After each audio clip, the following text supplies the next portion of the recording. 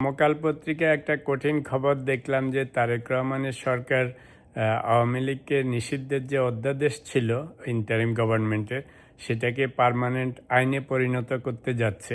Basically Awami লীগকে permanently নিষিদ্ধ করার ব্যবস্থা করা হচ্ছে।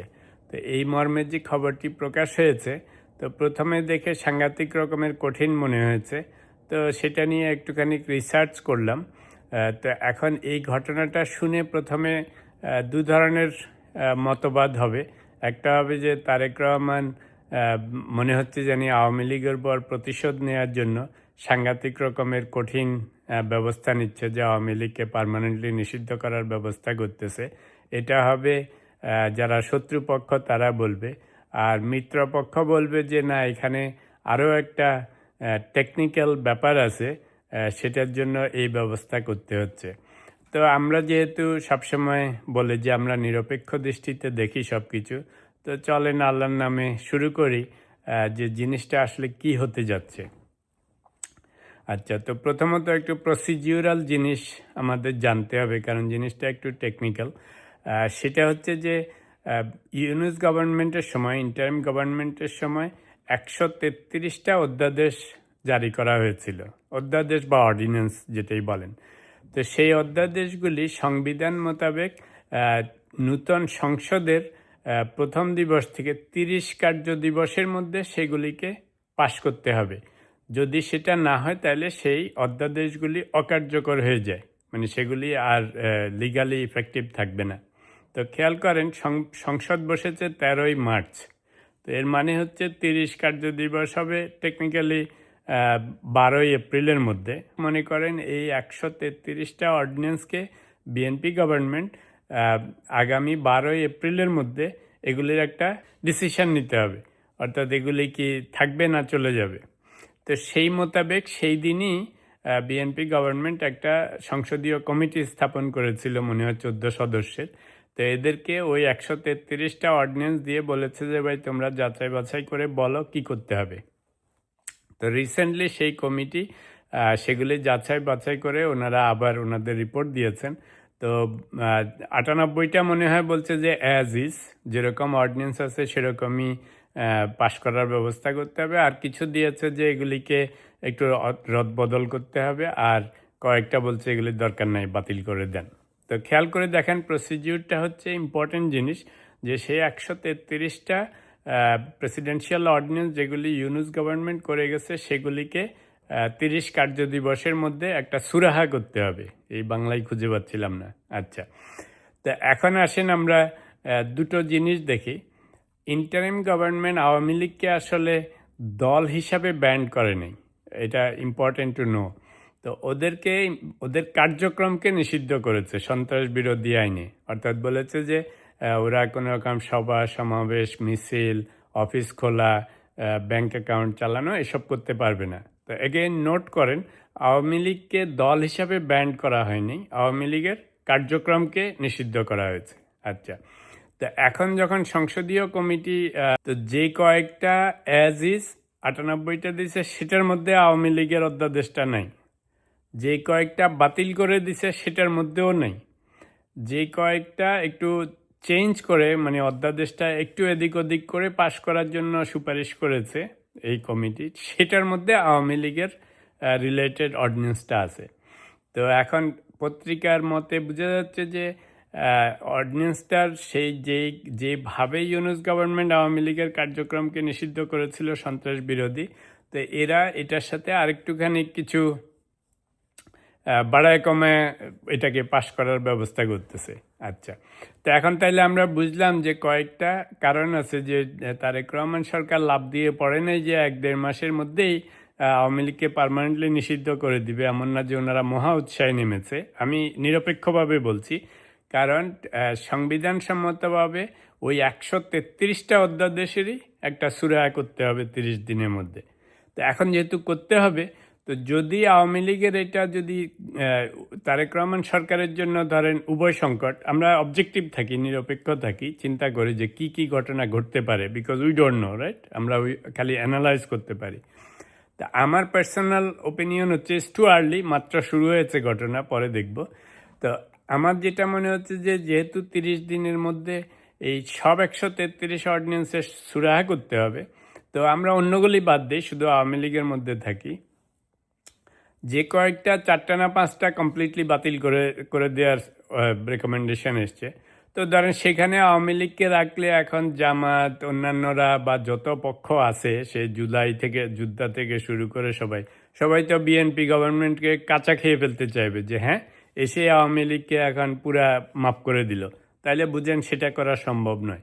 আচ্ছা, রাজনীতির ক্ষেত্রে, কারণ it's been only 1.5 months or 2 months, তো সেটা করাটা ঠিকও হবে না, উচিতও হবে না, এবং আওয়ামী লীগও এক্সপেক্ট করতেছে না। আচ্ছা, 2 নম্বর কি হচ্ছে যে তাহলে এটাকে আপাতত পাশ করানোর দিকে যেতে হবে, ফেল করানো যাবে না, কারণ ফেল করানো মানে তো আওয়ামী লীগ পূর্ণোদ্যমে ফেরত আসা। আচ্ছা, তো 30 দিনের মধ্যে না করলে তো আবার ফেল হয়ে যাবে, তাহলে 30 দিনের মধ্যে এটাকে আইনে পরিণত করতে হবে। খেয়াল করেন ওই যে 133-এর আরও যেগুলি বাকি আছে সেগুলির সাথে রেকমেন্ড করেছে, এখনো পাশ হয়নি সংসদে, বাট ওই কমিটি রেকমেন্ড করেছে যে এটাকে পাশের খাতায় রাখতে হবে লিস্টে। তো সেই ক্ষেত্রে এখন যেটা খালি এক্সট্রা পত্রিকার রিপোর্ট মোতাবেক যে তারা রেকমেন্ড করেছে এর মধ্যে আরও 2-1টা ওই অধ্যাদেশটার মধ্যে কিছু চেঞ্জ আনার জন্য। তো এরা ইন্ডিকেট করছে যে যে সমস্ত কার্যক্রম নিষিদ্ধ করা আছে সেগুলি করলে যাতে সন্ত্রাস বিরোধী আইনে ধরা যায়, সেটার জন্য এনারাও আরেকটু ওইটারে হয়তো আরও 2-4টা প্রভিশন অ্যাড করে দিতে পারে আপাতত।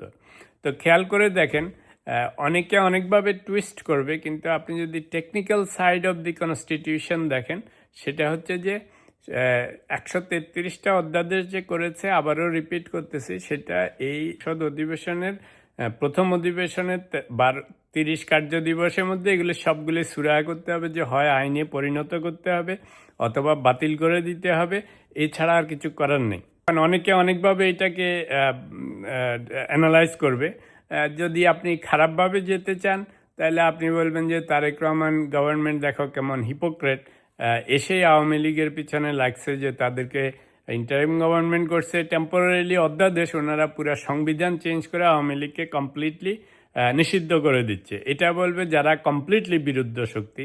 আর যারা reasonable people, even including Awami League, তো তারা হয়তো মনে করবে যে যেহেতু সংবিধান মোতাবেক এই অর্ডিন্যান্সের তো একটা সুরাহা করতে হবে 30 দিনের মধ্যে, তো এখন আওয়ামী লীগ যদি এটাকে আইনে পাশ না করে তাহলে আওয়ামী লীগকে পুরোপুরি ছেড়ে দেওয়া হচ্ছে। সেটা এখন সত্যিকার অর্থে আওয়ামী লীগাররাও চাইবেন না এত দ্রুত রাজনীতিতে 100% ফুল সুইং ফেরত আসা, রাইট?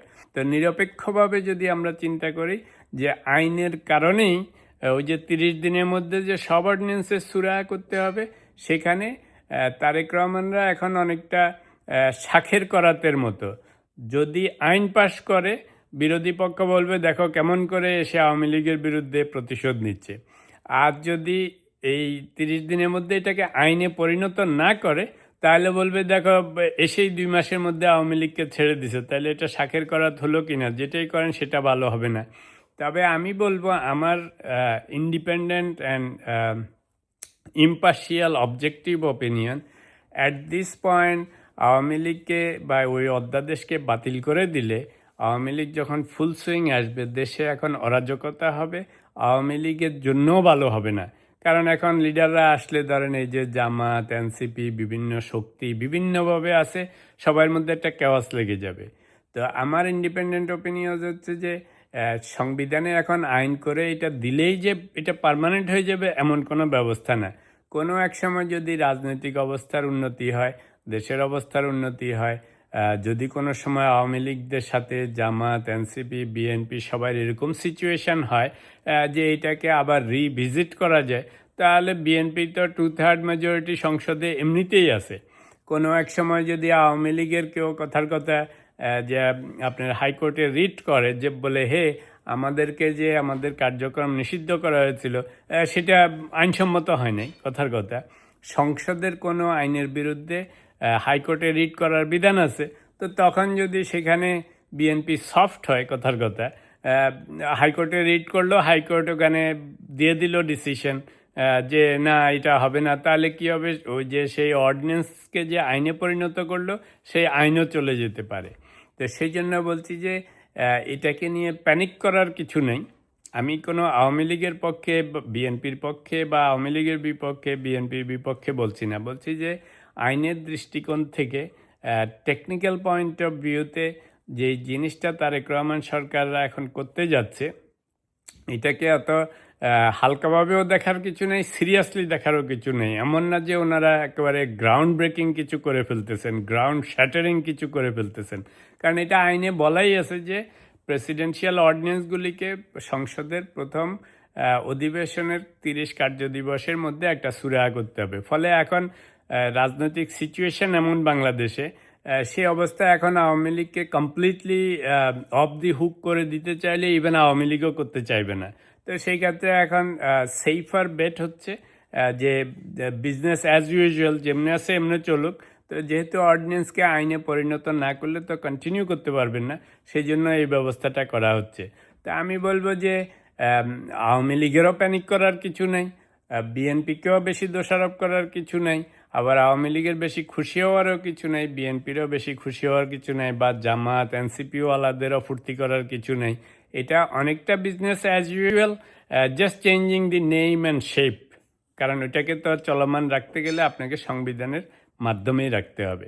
তো এই বিষয়ে পরের বার আবার আরও ডিটেল আলোচনা করব। আজকে শুধু এটুকুন হেডসআপ দিয়ে রাখলাম যে যদি আপনারা পত্রপত্রিকায় দেখেন যে বিএনপি সরকার আওয়ামী লীগকে পার্মানেন্টলি নিষিদ্ধ করে দিচ্ছে এবং সংবিধানে আইন প্রণয়ন করছে, খালি আজকে টেকনিক্যাল সাইডটা একটু বললাম যাতে সবাই বুঝতে পারে যে এটাকে আপনি বেশি টুইস্ট করে এক পক্ষকে খুশি করারও কিছু নেই, আরেক পক্ষকে শত্রু বলারও কিছু নেই, কিংবা এটাকে নিয়ে বেশি রাজনীতি করারও কোনো চান্স নেই। এটা অনেকটা যেভাবে ছিল সেভাবেই থাকবে।